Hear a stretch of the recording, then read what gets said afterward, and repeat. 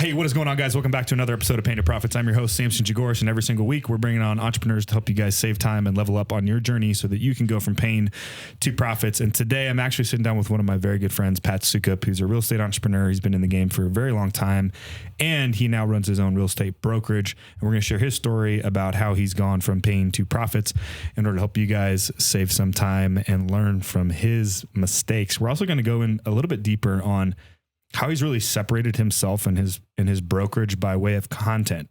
And if you know anything about us and you watch this pod, we love content. We got a newsletter, we got a YouTube channel, we do speaking events and engagements, and we're constantly trying to think of new ways to just add value to your life. And he's done a tremendous job of doing that as a real estate broker, which candidly are the number one audience that we tend to make fun of when it comes to creating content. Sure. So, but I'm incredibly excited to have Pat Sokup here. And without further ado, man, welcome to the show.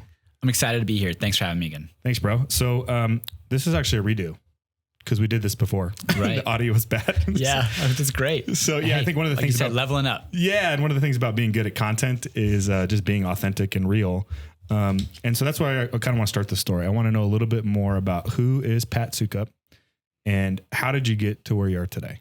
Yeah, that's a good question. I was thinking about that. You guys sent some great kind of prep work. And so those were things that I was thinking about before I got here. And I grew up in an entrepreneurial family. So I always kind of assumed that I was going to be an entrepreneur, to whatever that definition is, essentially, run my own business. And so I actually went to school for accounting, not to ever be an accountant, but to have the financial savvy to run your own company. Look at a P&L, look at a balance sheet, know assets, liabilities, things of that nature, so that you could actually run and make intelligent decisions, the day-to-day operations. So I just kind of assumed I was going to be an entrepreneur. But early on in my career, I kind of thought I was going to take over my dad's company. He ran kind of a wholesale impulse buy business with 200 plus sales agents across the United States. And I worked for him in the warehouse since I was 13, kind of ran a crew as far as like a warehouse manager, and then in the office as far as accounts receivable. But then whether it was economy, he was a pretty heavy drinker. Definitely, I would say like he would self-professed alcoholic. So whether it was that or the economy, he shut down his business in 2007 or 8, which I graduated high school in 2007. So you can like imagine, like I knew I was going to go to accounting. I knew I was going to go to CSU. And then I knew I was going to go work with him and then take over the business. And then all that kind of changed my freshman year in college. And so I was like, well, shit, Now what? I was like, all right, I guess I'm just going to continue to go on that path. And so I did, and I reached out to my uncle who was successful, and I asked him if he'd be a mentor to me. And he's like, I'm never here, but if you want to come work for me, I'd work with you while you're here. So I was like, cool, what do you do? And he's like, I own my own property management company. We manage our own investments, and you'd be a leasing agent. I was like, all right, cool, let's do that. So that's kind of the start to, Well, and your Uncle Brian, understatement, incredibly successful real estate investor. Very. Yeah. Yeah. So obviously you saw that success leaves clues. Definitely. I'm interested to know like what your definition is of an entrepreneur. Are entrepreneurs, are they born or are they made? I think that's a great question, but it's a matter of like a combination, right? I think there's a part of being an entrepreneur is like that never quit mentality and willing to fail and then try again and succeed. And you could have, I know there's lots of different definitions of like an entrepreneur is somebody who, creates, then sells or buys a business, creates another business, like just like multiple different business rather than just a single business owner. But I think it's also like your opportunities within the single business, like trying and failing at it, at something like content creation or a different marketing strategy or bringing on an employee and trying a different, maybe going from commercial to residential in real estate. So I think it's the willingness to try and fail, but continue forward and ultimately finding that success. Because I do think an entrepreneur, I would say you have to be successful to be an entrepreneur in the sense of eventually. Right. If you quit, then you're not an entrepreneur. So it's something that you continue forward to it, doing. Yeah. I mean, and I love asking that question because I just, for our audience, I feel like sometimes people think that there's some sort of like prerequisite or qualification you're supposed to have. You had the unique ability to be kind of raised around entrepreneurs. That wasn't my story at all. My dad was a solopreneur at best and really just had a glorified job for himself. And it wasn't until as I got older and I started hanging around my father-in-law and was like, oh, that's what an entrepreneur is, right? He just kind of makes his own way, controls his own time, sees something, decides to go pursue it. He's not waiting for permission. And he doesn't think of things in like winning and losing. Like, oh, if I do well in this, I'm a winner. And if I do bad, then I'm a loser. Yeah. That's just not how we operate. And once you kind of get past that and just, like you said, it's all about being resourceful and just willing to stick it out. Then you can become an entrepreneur. Yeah. There's a certain point where you just got to go get kicked in the teeth, I think, and learn. I talk with like my agents about that. I just said, the game isn't about winning the game. It's staying in the game. I think it's a lot of these people quit and then they go, do a 9-to-5, which is great, but it's just about staying in the game. Yeah, 100%. So how long did you work for your Uncle Brian before you just decided to break out and go off on your own? Maybe it was like a slow start too. Probably for too long. I worked for him as a leasing agent in college and then graduated, went and sold insurance for 9 months. And because that was what Robert Kiyosaki suggested was, go do a sales position to learn to sell. And I hated my life. My wife at the time was like, you hate what you're doing, quit. So I quit without any other jobs and went back and worked for him full time at that point after school. And so I worked for him full time 2013 to 2020, and then went part time for him from 2020 to 2022. And then in February 2022, I went full time with Sokup Real Estate Services. Started Sokup Real Estate Services in 2016, but it was always kind of a side deal, always. And side's always in quotation, right? Because I'm still spending 40 hours a week on that and 40 hours a week on my full time job. So, but I worked for him for a decade. Yeah. Well, and your side hustle was really just long game stuff. You were building a portfolio of real estate, buy 1 or 2 a year, rinse and repeat every single year. Yep. And it was much less of a business per se, right? Totally. You were in the investment game, not necessarily the real estate business like you are now, the brokerage business. 100%. It was a means to get enough money for the investments. Yeah. So what was the catalyst event? Because we had talked about real estate for a really long time. Yeah. And I'm just not sure I could ever go be a broker. I don't know if I really want to manage other people's properties. So what was the catalyst event? What changed it for you that said, I'm all in on this real estate brokerage sort of side of the business? I talk a lot about this with my team I wish I could say I was like really intentional about my journey. Like I'm going to do this here and then I'm going to transition to this, but it was all organic. Like all of a sudden I started selling houses for others in 2013. So I had my license. So I was like, I probably did like 2 or 3 deals and then it got to like 3 to 5 deals. And then it was like 5 to 6 deals. And then all of a sudden my income shifted on my tax return that I was making more money with commissions and with commission income than I was with my W-2. And I was like, interesting. And then I was like, maybe I should actually try. Right. Because it was just organically growing that I was like, fortunately I'm from Fort Collins. So I had some family and friends, but then I had referrals and then I had, I took some leads. I did some Zillow. I did some like VA loan leads. And then all of a sudden the business started to really start to blow up. And I got so busy that I had to bring on an assistant just to manage my properties who then, I had a friend ask me if he could hang his license. I was like, yeah, but I'm not going to train. I'm not going to do anything. And so now fast forward, I have, 7 people in the company, including myself, 4 agents, 2 assistants, and 1 transaction coordinator.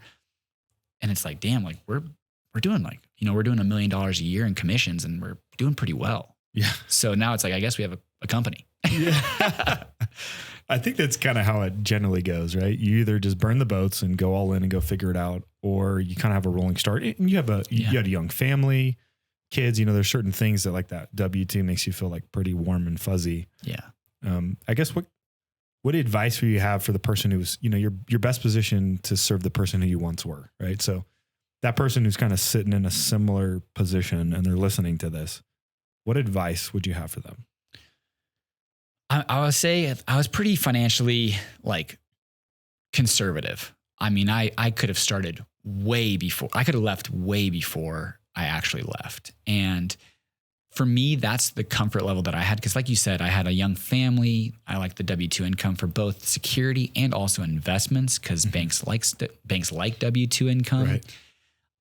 But that being said, when I left in 2022 and I could fully engage, it was probably like at least 2 years delayed. I could have left in 2020 and been probably further ahead than I am now for sure. Yeah. But financially, I would have been just fine. So I would say, if you are like me and you're financially conservative and you look at your balance sheet and you say, okay, my net worth's here. I have liquid assets here. I have a cash runway of 12 months, whatever that might be, you're probably far beyond where you need to be. Yeah. And on the flip side, if you're not very conservative with your finances and you're living paycheck to paycheck and you've got credit card debt, man, for me, like, that's just a mentality that I don't want to live in. That's not a sphere that I like to be in and not have, and especially with the family.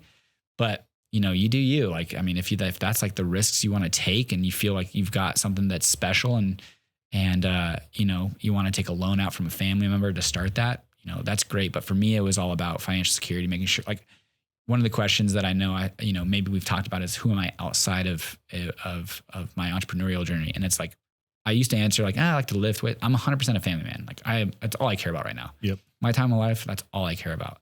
And for me, I need to be a good steward of their lives. And that means for me, financially make sure that they never have to worry about money, at least until they're 18. Then they can figure it out.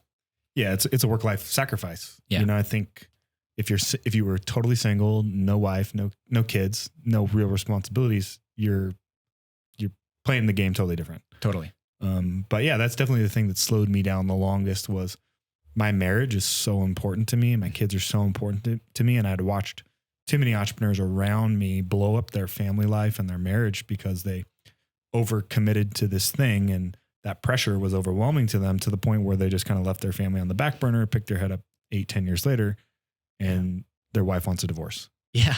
And it's like, that's not worth it to me at all. Yeah. I don't want to lose my marriage over this. So can you do both? And I think that's what a lot of people are wrestling with, is they're struggling with, hey, I have these responsibility and this family that I care about. It's much less about the status of whatever. I'm a VP of sales or, whatever it might be. It's more about, this isn't only just me. I'm betting the farm on my family. Yeah. And I don't want to blow that thing up. So I love that you express that, because man, it's real. You can do both, man. So, and most people who are in your position, just like me, same kind of thing. It's a slow start. Mm-hmm. We start a side business and then eventually makes enough income. For you, you had enough passive income coming from your real estate, and you kind of got your real estate brokerage off the ground. For me, that was my gym, my real estate portfolio, my capital group. And we had enough income coming from that I felt confident enough to do that. So, yeah. And I also had, for me, my wife just yesterday texted me. She said, thank you for putting us into a position that you have. And I was like, honestly, you got us on booster rockets at the beginning of our relationship, and you're working 3 days a week allows me the safety and security to take these risks. So it's a good team effort. So that's awesome. I would say having a partner too, that's like there with you on the journey and understands and supports too, because I think that's super important. Yeah. What advice do you have for married entrepreneurs on the journey or aspiring to kind of take the leap? Like, what would you tell them? I'm trying, and I think I do a pretty good job of it. Not a great job. There's days that I look back and reflect. I'm like, man, I was a shitty dad that day, or I was a shitty dad or father or a husband yesterday, because I was in my phone all night. I was negotiating a deal and I was just in my phone, not present. But I definitely turn my phone on silent, put it out like from 5 to 8 o'clock at night, like most nights. And I just try to fully engage. And then I bring them along on the journey too. Like I try to tell, the reason why, my wife said that text me is because I sent her our balance sheet and I sent her where we are at cash position. I fully involve her in big decisions and make sure that she feels comfortable with every step that we make. Cause I think, we have shared bank accounts. I mean, she is fully aware of where we are financially. And also I talk about it. I think people who separate and don't talk about work with their wife, probably are doing a disservice, because if you're having a stressful day, but she understands that maybe you were negotiating a big, listing and you lost it and you're pissed off, she can, sympathize or empathize with that. Like, man, this guy just kind of lost a big deal and he was working really hard for it. So engage while we're there, involve with the company, at least on a certain level, and make sure financially they feel very confident that you're doing the right things. And I would say, just knowing you do a really good job of just filling their cup, so that when you do got to maybe draw from the bank, the emotional bank account, because, hey, dad's got to work till 9:00 tonight, that they know this is just once in a while. He's got to do that. That was actually me yesterday. I was here from 7 to 7. Yeah. And I didn't even see the light of day other than to grab lunch and come back to the office, Yeah. So you just send the text at like 3:30, like, gonna be a late night, and so we got to make sure we're pouring into our families. It's a big part of it. Yeah. So once you took the leap, were there unexpected challenges of just going all in that maybe you didn't foresee until you were on the journey? I would say self-doubt is always there, right? I feel confident that because of my previous successes, I'm going to figure it out, but self-doubt is always there. I mean, I don't know. I have 3 years of expenses in the bank account right now. And I'm like, still just like, all right, well, today at a group that I was with, somebody was talking about next year's gonna be really tough. So I was like in my head calculating, I was like, all right, so I'm going to pay their salaries and I'm going to pay myself to just make sure that we get through. I would say self-doubt is always there, but with daily successes and staying in the grind and staying with it on a daily basis, and not just like, losing a $2 million listing and throwing my hands up and being depressed for a week. It's like, whatever. I'll just go get 2 more $2 million opportunities. Yep. And I would say self-doubt has definitely been something that I have to like combat, but because of the successes that I've had, I draw from that bank. Mm-hmm. I'm like, all right, I'll figure it out. I'll get another opportunity to listing and I'll close that deal. So interesting you say that, because most successful people I know are really good at stacking the wins when they have those hard times. For whatever reason, our brains are wired to the negative. You lose that $2 million listing and you're like, oh, it's the end of the world. Forgetting the fact that you just closed $10 million in business over the last 6 months or whatever it might be. Right. That $2 million one makes you feel like crap. You know what I mean? So I love that you stack the wins like that. That's tremendous. Is that something that you coach your team up on too? Like, how do you, because you're good at that, but how do you keep your team focused in on the game as well? I don't think I do a great job of coaching them on that. Now that you asked that question, I think we are all doing very well in business, but I probably am too tunnel focused on business and see how well they're doing to sometimes ask them how they're doing on their personal life. Yeah. And somebody in our company asked me the other day, they're like, did you notice something different about, this person the other day? And I was like, no, I didn't notice a thing, honestly. I think they're really stressed out. And so like we went out to lunch, like we do a lot of great team bonding things, but I would say, like I told you, when that friend of mine asked us to hang their lights, I'm like, I'm not training. Yeah. Like I would say that's definitely one thing that I lead by example. And I got mad at one of my employees the other day because she messed up on, I can't even remember what she messed up on, but it was an expense that she paid that she really shouldn't have paid. And it was, a couple $1,000s. And I was like, this is your job. I'm about as laid back of a boss as it gets, but I do expect a lot because I give a lot. Yep. And when I see my employees and agents, I want them to just be, I don't want to have to motivate them. I don't want to have to, because I give them 85 to 90% of their business. Yeah. And commission cut, right? Or leads. Okay. Yeah. And and we can talk about that with the content. The leads that we're giving them are not leads. They're buyers. Yeah. They're sellers. They're gold. Yeah. Like they're about as great of a thing as you can get. And the entire time I'm on full go, and they see that I'm on full go. They see what I'm closing, and I just want them to be along with the ride. But I've also cultivated that culture and know that, hey, we're here to have fun, but we're also here to work really hard. And if you're not about that, I have zero desire to like have you part of the team. Yeah. So do you think of the brokerage as an asset in itself? Like, is there ever an opportunity for you to stop selling and just manage the team? Is that a direction you're going? I've thought about it. I've even like built like survival plans for my wife. I was like, hey, we've built a great asset. Like we could just, you could actually have, Izzy, Connor, and Zach run it, and we'd build something to where, and I've actually built it out to where you're just getting a referral fee. I said, you're going to go get your real estate license and you're just going to take a referral fee from all the business that we give them. Yeah. And they'd be about it. Cause like I said, we're closing $1 million a year in commissions. We have a team of 7 people. Everyone's making money. Yep. And, but that being said, I've thought about, can I sell this business? Cause a real estate brokerage is not a great sellable asset. Property management is, cause it's recurring revenue. Right. Real estate brokerage is more relationship based. And somebody tried to sell me their business. I don't even know, like 8 years ago. I was like, I'd buy your business if it included the building, but I'm not buying your book of business, your clients, because they are doing business with you, not your company or your brand. Your brand is literally your last name, which is mine. And I was like, so I've thought about, should I change the branding? Should I change anything along that? I think I have assets within the business that are saleable that could generate some recurring revenue that could also allow me to step further back, allow me to be more remote working if I wanted to. My goal personally in the next 12 months is to remove myself fully from like transactional brokerage and just be what's called like, the rainmaker. Bring in all the business and give it out. Yep. And just take a clip the coupon. Exactly. Which is where most managing directors go wrong. Yeah. Is they're competing against their people constantly. Totally. Granted, when you're starting early days, it's like, it takes time to like rip that Band-Aid because you got to eat too. Sure. And those are big commissions, like shoot, like $2 million property commissions, nothing to scoff at. Yeah, absolutely. I love that. So you made a pretty distinct pivot. Gosh, it's probably been 2 years now where you've been going ham on content. I would officially call you a content creator. What was the catalyst for that? Why did you change the way that you were doing it? Because traditionally that's totally outside the box from how every other real estate agent and or brokerage would encourage you to go.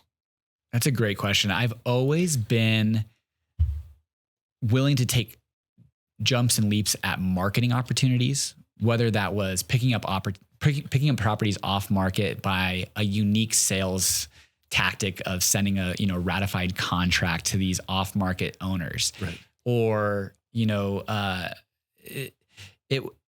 spending money on advertising, spending money on marketing. Like I've always spent like probably anywhere between 15 to 20% top line revenue on marketing or advertising. And whereas I think traditionally people probably like spend 5 to 7%, if that. Yeah. And they treat it like an event. Like they do this little thing for a while and then they stop. You're super damn consistent. Yes. And so in 2020, COVID shut down and I was like, man, I don't know how long this is going to last. I don't know what it's going to do, but the last thing I want to do is take this unique opportunity in our lives where you have to be home basically. Right. And whether that's for 2 weeks, a month, or what, I think the initial was 2 weeks. That was like the plan. So I was like, all right, we're gonna be home for 2 weeks. And the last thing I want to do is like give up this opportunity of downtime, specific project, and look back on it and regret that I didn't do anything. Yep. So I was like, all right, I'm gonna start a YouTube channel. And I started it. And, watching those initial videos is rough, but it's also, it keeps you in check, keeps your ego in check. You're like, everyone can start from horrible, being absolutely horrible, terrible audio, terrible visual, terrible presence, terrible voice, and then grow it from there to where you feel confident with like the product that you're producing. Yeah. Your content now is incredible. And which I think is so funny is because we get so caught up in like, oh dude, I sound stupid. I look fat or whatever it might be. And then you go look at the views and you're like, nobody's even watching this content, right? It's just me critiquing myself and we can't even get out of our way enough to start going. I mean, hence why we're redoing the pod, right? Like the first time we did it, it's like we didn't have the audio right. We didn't have the headphones. We didn't have the visual as good as we wanted. And we're like, that's not a good enough product for Pat. He is up here on content on level, and we wanted him to be able to reuse that content and make sure we're showing him in a better light. And so, but yeah, you've gone super deep. I think you built an incredible YouTube channel. Yeah. You've really localized it, which I think is a totally different strategy from more of an organic SEO standpoint, which is why you get so many leads. How did you come up with that strategy? Did you have a coach? What was the way that you kind of got into that? That's a great question because I originally started your traditional real estate broker way of like, how do you read an inspection and what is an appraisal and tips for negotiating? And that's even one of the questions that you had on your list was like, who is a mentor for me? I think we kind of grew up through this age. I think I did have great mentors, But I also had the YouTube University mentor and like what we're doing right now, the podcast mentor, right, where I took those ideas and ran with it. And so to that point, there were some individuals definitely by 2020 on YouTube crushing it. And, it's SEO. So if I had how to negotiate a contract as far as like a keyword, the amount of searches for that keyword versus my presence and how many people, like where I would rank on that thumbnail was like so far down that I would never get any views, or, the only hope that you have at that point is by hitting it viral. Yeah. You have some video that goes viral and you just get lucky and you get a crap ton of subscribers. Now, all of a sudden your view counts go up, your thumbnail clicks go up, all that good stuff. So, and the intent was to build a business, build leads, build, income. I didn't want to make money on YouTube, but it was to build business for people to come in and be able to provide that to my current clients and new clients. And so I stumbled across I don't even know, the group is now, it's like, it's Channel Junkies is what they do, but they basically localize searches for real estate agents. So it's like, all right, what was the step before somebody was negotiating a contract? Because by the time they're negotiating a contract, they've already working with a real estate agent and they ain't going to use you. Maybe they use your information, but it's too far beyond. So it's what's the step before that they are going to be searching and potentially want to use you. It's like, what is the area about and what is things to do? And so I was like, interesting. I'm born and raised here in Fort Collins. I know it very well. Yeah. And I can do this and not come off as this, gross, like, let me tell you how to negotiate a contract, even though I've only negotiated like 4, which is like the majority of. Well, and on top of that, it's like, who are you trying to attract? Other real estate agents? Totally. And teaching them how to negotiate the contract? Because your buyer doesn't care. That's not ultimately what they're hiring 100%. you for. They're hiring you to be the expert. Like, I'm not from here. I don't know anything about it. So I'm moving to Fort Collins for the first time from Pennsylvania. Yeah. Yeah. And so we started to do super localized searches, which is a much smaller like search query, but there was also fewer videos about it. So I like immediately ranked very well. And then all of a sudden, like these views started to increase. And I think so I started at like January of 2020, the videos.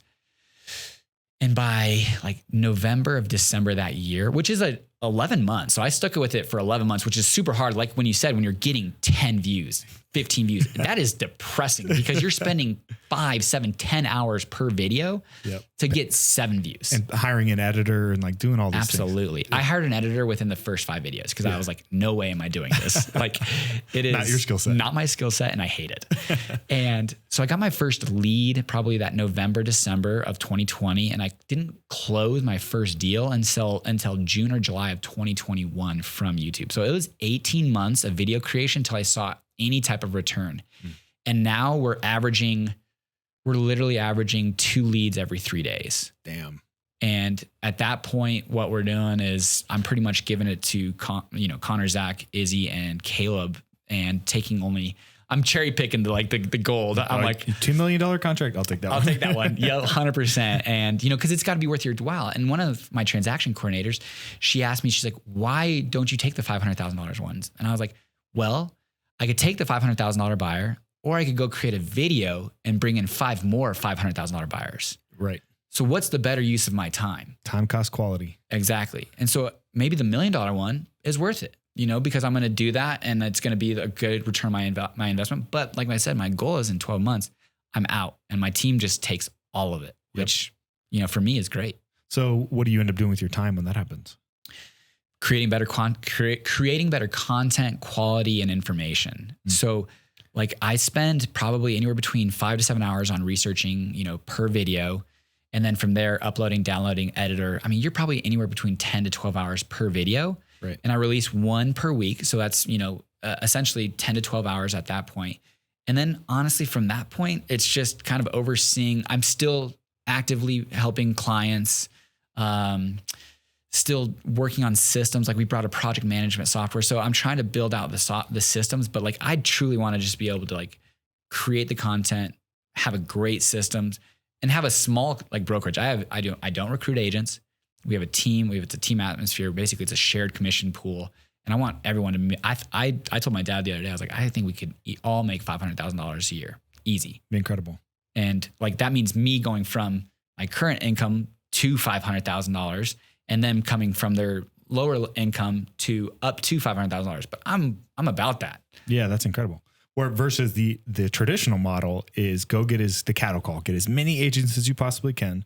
Know that 20% are going to produce 80% of the income, and then you'll collect desk fees and a little bit from everybody else, and they'll help you grow your brand versus just make sure everybody eats. Absolutely. Would you say that was a big turning point in the brokerage business, the YouTube strategy and the lead generation? Because, I mean, you personally had a brand, but I mean, 2 to 3 leads every couple of days, like that's intense. It is. And then it also, like, we've started on, some Instagram and Facebook. And when you build a presence on one platform, they start to go like explore you on other platforms. So it's been amazing as far as that goes. Cause yes, the YouTube was 100% the most pivotal moment in my career as far as going all in on it. Yeah. Yeah. Damn. That's incredible. So looking back now, kind of on the other side, you have a successful brokerage. You're still buying and investing in real estate when it makes sense. I know the market's super tight right now, so it pays to be a middleman and be able to source deals. Was there anything you would have done differently?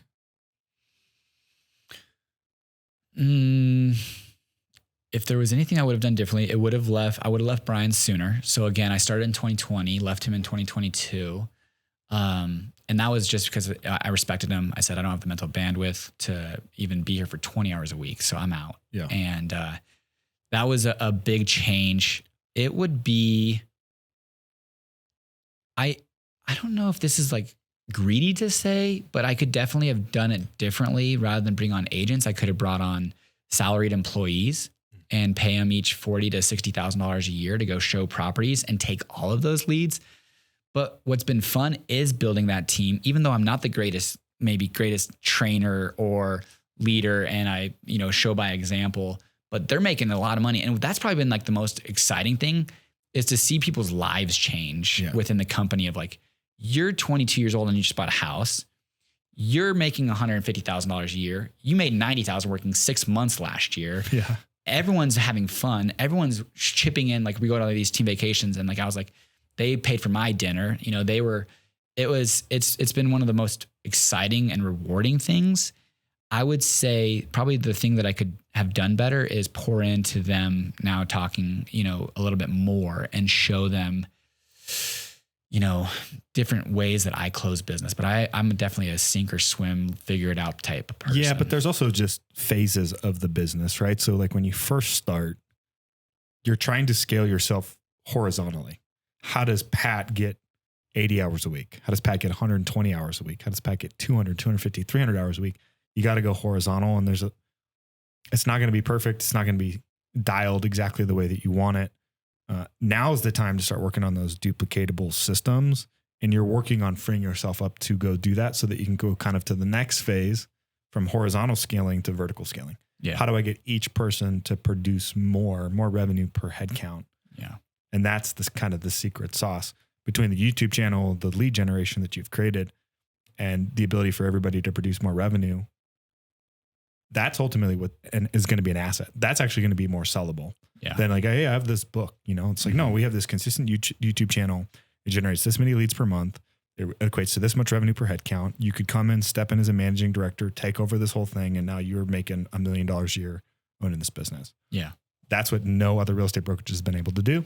Yeah. And I think you're on the path. So that's it's shocking, honestly, that like they haven't, but it's also like, it's not, it's the legacy industry. I mean, this is the way we've always done it, Pat.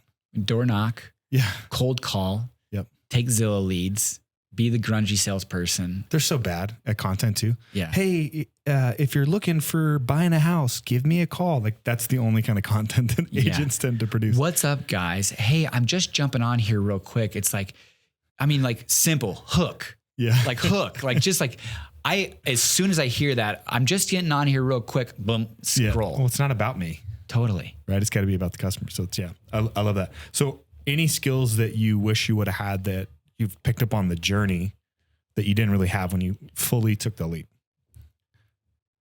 Yeah, I would say watching others' success, like you said, success leaves clues. And I wouldn't say I'm not egotistical by any means, but I definitely have learned from a lot of failures and like watched how some videos flop and some do very well. And it was my assistant who said, maybe you should smile in your videos and don't look like a serial killer. Yeah. Don't look like a serial killer. And so I would say it would be lean into either mentors or podcast university, YouTube university, and take those hints and implement them. Because I would say I probably struggled for that 12 months to get my first lead, 18 months to close my first deal, when I probably could have expedited it to 3 to 4 months to get my first lead and 6 to 8 months to close my first deal.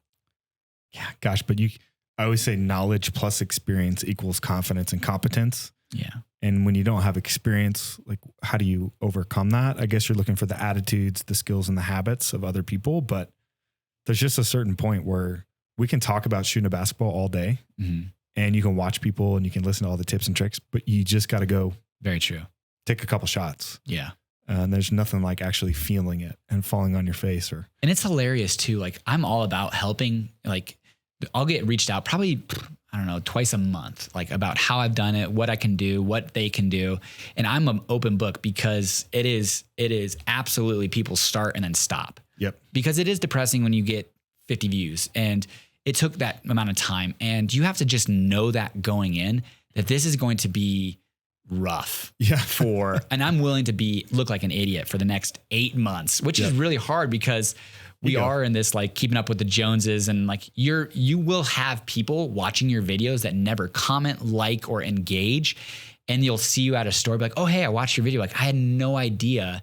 And it can be concerning because you think a million people are watching it. And yes, there's a lot of people watching it, but there's also a lot of people not watching it. And it's like, am I willing to take this risk of looking stupid to level up myself and my family or not? Yep.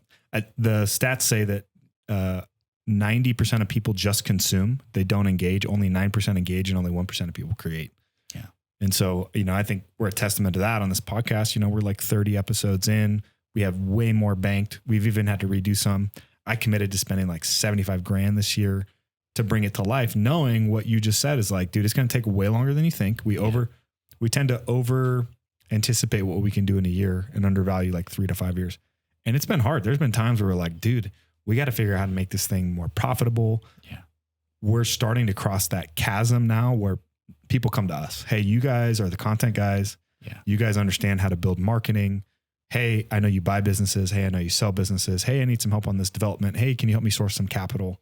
So it's all coming full circle. Yeah. But man, it's that in between that faith step that most people are not willing to commit to because it's very uncomfortable. Very. Financially, emotionally. The imposter syndrome kicks in. Am I good? Do I suck? Do I sound like an idiot?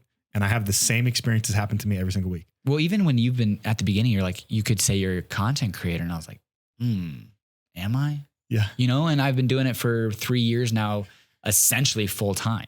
Well, yeah, you're not an influencer yet. So right. Don't let your head get too big. No, not at all. But you are a content creator. And I think that's what we talk about a lot is like in the next era of entrepreneurship, content creators win. Yeah. Because otherwise, how do you separate yourself from the 2,500 licensed real estate agents in Fort Collins alone? Absolutely. Right. Now you say Patrick Sokup, everybody knows who you are. Right. And so that's pretty tremendous, dude. So I just commend you for doing it. You helped inspire me to go super deep on content. So yeah, I appreciate that. Keep cranking. What surprised you most about this adventure? As far as the content or more of just the all of it, like entrepreneurship, like I'm all in, like you're in it now, right? Like you can complete control over your time, complete control over your money, complete control over the relationships that you have now. I mean, you're reaching that point in your career. It's been being okay with not working. I think that's I feel guilty at times if I'm like at home and I'm not working. Yeah. And putting my phone away and going on a bike ride with my kids and just being like fully okay with that. And being willing to put money, like not make money because I'm engaging with them. I would say that's been the most rewarding because we're at a position financially that I can, not make money for a year and be okay. Right. And I need to reteach myself that it's okay to not work and it's okay to engage with my family. And like, that's been, even when me and you were, doing some deals together and working on things, there would be times where I wouldn't answer my phone, and you got accustomed to, like, Patrick doesn't answer his phone between 4 to 7. Yep. And I'm still having that conversation with myself that it's okay to do that. And that's years later. Yeah. So I think this ability to have the freedom, but then the ability to be okay with that freedom. Yeah. Like redefining wealth. Yeah. For me, it's like lifestyle design. Like, how do I want to control my time and spend it? So you have all this money and you don't ever enjoy it.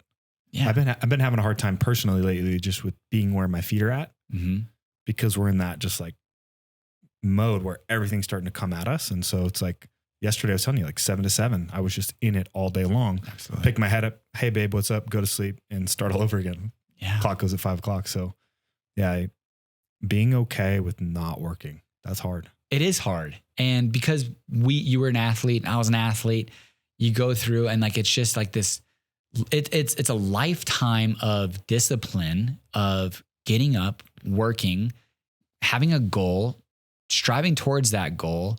And, we're in our 30s and it's about now trying to break that of like, but it's also it's almost not breaking it. It's kind of shifting the mentality of like, I'm now working on my kids. Yep. Like that's my job, is to be a good father for this, time period. My part-time job, because I'm spending 12 hours in the office, 10 hours in the office, and I'm only spending 3 hours with them on a daily basis. And so if I'm only spending 3 hours, I need to go deep on those 3 hours. Yeah, man. Formative years. Well, you said something earlier as you were talking about your mastermind that you're a part of. I guess everybody was kind of talking about 2024 is going to be a difficult year. I don't know what that really means, but what challenges do you see ahead as you're looking down the road?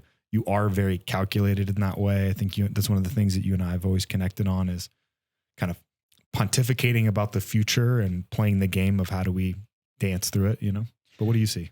There's a stat that I don't know how many are coming in, but there's 60,000 realtors who have dropped out of the business this year. It's like one every 3 minutes. Holy cow. And earlier we were talking about, it's about staying in the game. And I've got this runway of cash for 2 or 3 years or whatever that might look like. And I actually think this is going to be one of the great opportunities for, it's those businesses that were created during a recession that are thriving on the backside of it. Mm-hmm. I think the next couple of years are really an opportunity for my company and myself to take that next leap of, you Google search Fort Collins real estate. And although we only have 7 people in our company, we're consistently top 10 on the maps, Google Maps for business of Fort Collins real estate. And I feel like there's just this opportunity for us to go from that to top 2 every single search of Fort Collins and Google and things of that nature. So I think there's going to be this massive fallout of real estate agents, because I do think interest rates are going to probably stay steady. It sounds like, for probably the next anywhere between 6 to 18 months. Yep. And agents are already like really struggling. We have this niche of people coming from California, Texas, Denver, more wealthy families that are selling in Fort Collins and moving out that need expert marketers. And we consistently have good deal flow that in 2 years, there might be a fraction of that 2,500 real estate agents. Maybe it's back to a more normalized 1,500. Yep. And we're on that top 1%. So I actually think the next couple of years is where, if it does move that way, we have an opportunity to go from top 10 to top 2. Separation season. Yeah. I think it's so interesting how people think about like economic recessions, because you and I think of it as opportunity, but a lot of people just hunker down for winter and they do absolutely nothing. Yeah. And simultaneously, as this recession's happening, largest wealth transfer in history, right? $96 trillion is going to move from one generation to the next. $7 trillion of that will be in the form of business, which is where we're really going deep and hanging our hat on that. But I love that, by the way. That's such, I think, genius. I love it. Well, I love real estate. And you like systems, you like entrepreneurship, marketing, everything that they don't have. Correct. And amongst a bunch of people who are all competing for the same deals, right? In real estate, you can buy a piece of real estate and not actually really know how to operate it. Just hire a third-party property manager. It's a little harder to go run 90 people through a company, right? Yeah. It's a little bit harder to scale that type of business. And so that's where I feel like I've got the competitive advantage, and then being a good marketer and a content creator and just not being afraid to do that kind of stuff. What are you most excited about right now? Being a dad, it's just so much fun, and the learning, and like Nola started riding her bike, and we're going to go on bike rides. And is she still a better athlete than you were? She is. she has no clue how bouncy and springy she is. She's incredible, dude. How old is she now? She's 5, and she has zero eye-hand coordination though, like zero. So she's not going to be a baseball player. Not going to be a baseball player, but I would say it's being a dad, and then doubling down on what we're doing. So this year on our content, to the point of seeing opportunity in 2023 and 2024, we go live now every Wednesday. Cool. Where we produce one pre-recorded content a week. And then I'm trying to, Connor's got now at least I think he's got like 110 subscribers on his YouTube channel. He's starting to pick his up.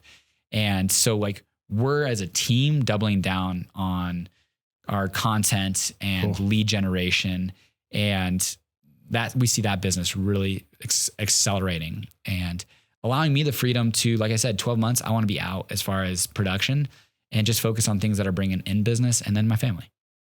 I love that. We talk about the 4 freedoms a lot on here: freedom of time, money, relationship, and the ultimate freedom's purpose. Mm-hmm. And so you're like 12 months away from that, dude. Yeah. It'll be interesting to look back on this, right? Because I think things change, opportunities present themselves, but right now it's 12 to 18 months, be out of production and fully give it all away. I think I'm going to challenge you a little bit, because I know you're the dominant player in Fort Collins and that's like your wheelhouse, but I think you could be the dominant player just in Northern Colorado in general. And I know like you don't have this big, like fantastic plan, but by way of what you're doing with content and building the team and the processes, like you could be dominating Loveland, you could be dominating Windsor, Timnath, Greeley. I mean, I really think that nobody in your space is touching content the way you are. Yeah. And they just pick up the phone and call you and say, I'm moving to Windsor. What should I know about Windsor? Yeah. I love that. So we'll cap it off with this. I would officially call you a Yoda now. So we got a bunch of Luke Skywalkers that are listening to this podcast and they want to know what you know. What would you say is the thing that separates those who become successful entrepreneurs from those who give up, quit, or never get started? Yeah, it's going to be, pretty boring. I've been on a fair amount of podcasts and, I would say like almost like I'm like my, like in real estate investor names, like almost like the boring investor. Cause everything that I do is just not, sexy, the way that most do it, leverage up and exponentially grow their portfolio. I just am like rinse and repeat, hit it, get a couple down each year. And I would say that's kind of what I would say for, young entrepreneurs or older entrepreneurs too. If they're looking at getting their start, I think it's so easy to start. It's so easy to get excited about it, even for months. And it's to your point. Like, I know that like I dropped $75,000 this year on the podcast and know that there's going to be tough times, but maybe on the backside, I'm still going to be there because I know me. Right. And I think building up that confidence that you are somebody who's going to follow through with what you say you're going to do. Mm-hmm. And whether that means I'm committing to a year of building content. I'm going to produce one Instagram video a day, even for an entire year. And 6 months, you better be able to look back and say, I just released 180 videos. Yeah. And it's the ones that do that I think separate themselves. Cause like I said, I'm an open book to people who ever ask questions, but I'm also excited to watch your YouTube channel because it's going to be 5 videos and then done. Yeah. and you just, and that's hard. I get it. But like I'm reading the book right now. I think it's called Mind of a Bullfrog by it's a good sell right now. I haven't heard that one. Like success is simple, but it's not easy. And it's something to where we know that everyone knows the formula. It's just about committing to that for an extended period of time. Mm. And we look back now, like to your point, it's like we overestimate maybe what we can do in a year, but look back 3 to 5 years, like, Jesus, what did I just build?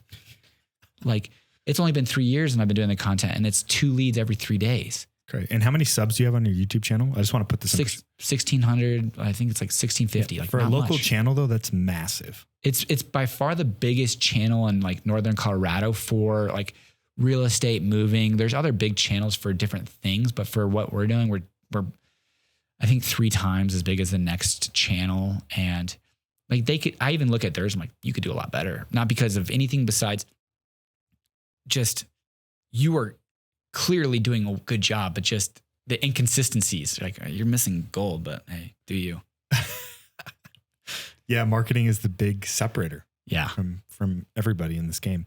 Well, I love it. If people wanted to go watch your YouTube channel and they wanted to connect with you personally, what are the best platforms where people can do that? YouTube channel is just living in Fort Collins, Colorado. Cool. Instagram, just my name, Patrick Sokup.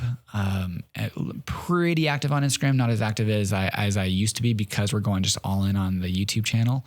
But I would say from there, send in an email, patrick@sokuprealestate.com is where really a lot of people are asking a lot of questions and that I'm pretty good at, follow up and responding. Well, you heard it here first, guys. If you don't believe me, you heard it from somebody else. The content matters in 2023 and beyond, and that the race is long.